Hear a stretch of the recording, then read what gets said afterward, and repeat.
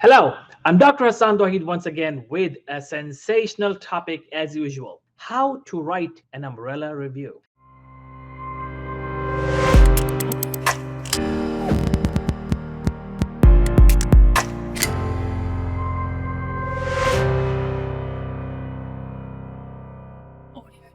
How to write an umbrella review. When I was reading about umbrella review more and more, and I wanted to see if there are any videos available on YouTube on this topic, I did not find any video. Maybe that's deficiency in my searching. Please use search and tell me if there is any video available on umbrella review. If not, then possibly my video is the first video on this topic on YouTube: how to write an umbrella review. So first of all, what is an umbrella review? Why do we write an umbrella review? And how do we write an umbrella review? So let's begin with the what is umbrella review question. So what is umbrella review? Umbrella review, as the name suggests, is a humongous review. It is a review of review articles. Yes, remember when we write traditional reviews, we combine studies of different kinds and we write a traditional review. We can also write a traditional review of only clinical trials. We can also write a traditional review of only animal studies. We can also write a traditional review of only cohort studies, case control studies only, or cross-sectional studies. Systematic reviews, when we write systematic reviews, we will either write a systematic review of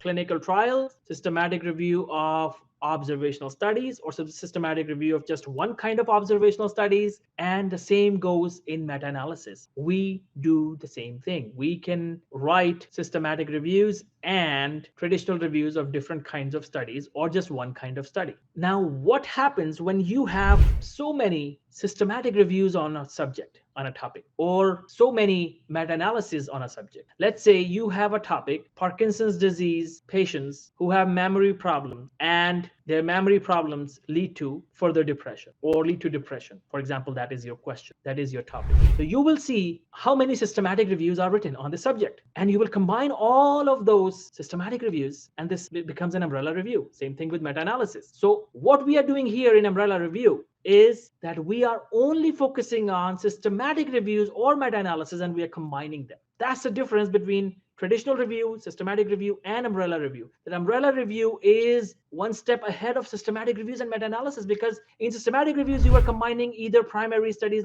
like clinical trials or observational studies, or some systematic reviews also were included in your systematic review, right? But in an umbrella review, everything is 100% review article. Let's say if you write an umbrella review on Parkinson's example as I gave, maybe you have 20 systematic reviews on that subject from the beginning of times, from inception to 2022. So you will include all 20 papers in this review article, and no other paper will be involved. No other paper will be included in the data. That's what an umbrella review is all about. One more difference in an umbrella review when we compare it to any other review: umbrella review focuses on intervention. You must include systematic reviews with intervention. The example I gave did not have an intervention. So technically, you will not include those studies in which you have just Parkinson's patients with memory problems developing depression, unless we have some discussion of interventions, any medication, any exercise regime that was given to the patients by the scientist. So we need only those systematic reviews in which we have interventions, and we have multiple interventions. Like, for example, in some studies we have just a medication that is given to those patients. In some studies we just have exercises that were given to those patients. In some studies or in some systematic reviews, we only have some vaccines that were given to the patients. Then we have multiple interventions. So whenever we have multiple interventions involved in systematic reviews, now we have an ideal case for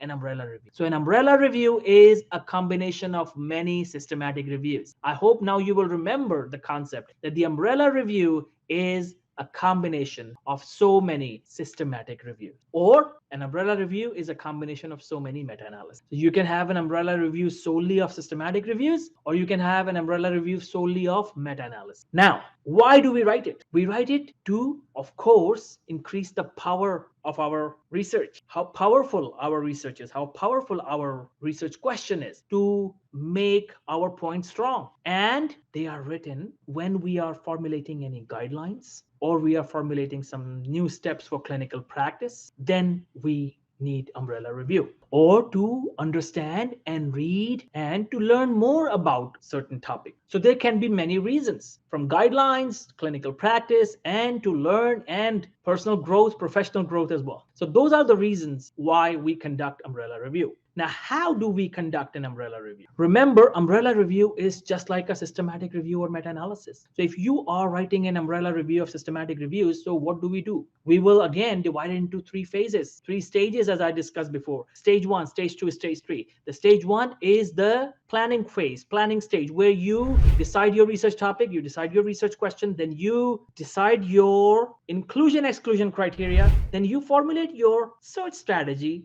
and then you write a protocol, submit a protocol to Prospero, and you are ready. That's your stage 1. Now, stage 2 is the data search. Yes, you start searching data, actual data search on different databases. I would recommend minimum 5 databases. And once that is done, then you remove the duplicates. Once the duplicates are removed, now you do the screening. And remember, the screening is of 2 types, screening 1 and screening 2. The first screening is done when you just look at the abstracts and the titles of the paper. And 2 people will do that, the first and second author usually. If you want to involve a third person, you can do that as well. So once you do that, then you do the second screening, and that is the screening of full text. Now you look at the full text, if available, how many are available, and now look at it and see how many are relevant, how many of them are relevant. Irrelevant papers will be removed in screening 1 and screening 2 as well. Once we have removed that, and now the remaining papers we have left, now we do the quality appraisal, the quality check. Again, 2 people will do that minimum. You check the quality by using MSTAR checklist. If you are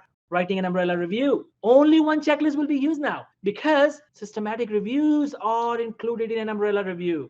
And systematic review quality assessment is done by the most famous guidelines, the MSTAR checklist, AMSTAR, MSTAR. And even if you're writing meta-analysis of meta-analysis, that is an umbrella review of meta-analysis, then you again use a checklist, MSTAR checklist, for quality appraisal. Once the quality appraisal is done, you remove the low quality articles and you keep the high quality articles, then you extract data, and now that's how you finish your stage 2. Once your stage 2 is done, now start writing your paper. Stage 3 begins. You start with Prisma checklist. Make sure everything you write is according to Prisma checklist. It's so easy. If you have the Prisma checklist open, you can easily write down your systematic review, which is an umbrella review. So umbrella review should be written like our systematic review. You follow Prisma checklist. The title, the abstract, the introduction, the method, the results, the discussion, the conclusion, the tables and the figures, everything is done. And once you write your paper, you're all set, and then you submit for publication. So this is what we do when we plan to write an umbrella review. So I'll repeat again, umbrella review is a review of reviews, a systematic review of systematic reviews, or a meta-analysis of meta-analysis. Now, second thing is that why do we do that? We do that to learn more, to grow professionally, grow personally, and to create certain guidelines, or to develop some new points for clinical practice. And now what's next? How do you do that? We follow the 3 stages. However, if you're writing an umbrella review of meta-analysis, now you do need to make it a meta-analysis. It will highly likely become a meta-analysis. Even if it's a systematic review of systematic reviews, it will highly likely become a meta-analysis, and you have to calculate the effect size. If you don't know what is meta-analysis, you can watch my videos on meta-analysis. And if you don't want to learn meta-analysis, you can just hire a statistician and he or she will help you formulate your meta-analysis for your umbrella review. So that's how umbrella review is done. I will recommend a book to read to understand more about umbrella review. That's the JBI review book, published in 2014. You can read that book on umbrella review. It's a very good short book that will help you learn more and start working on your umbrella review. If you have any questions, please comment below and I'll get back as soon as I can. Thank you. Keep learning. Keep working.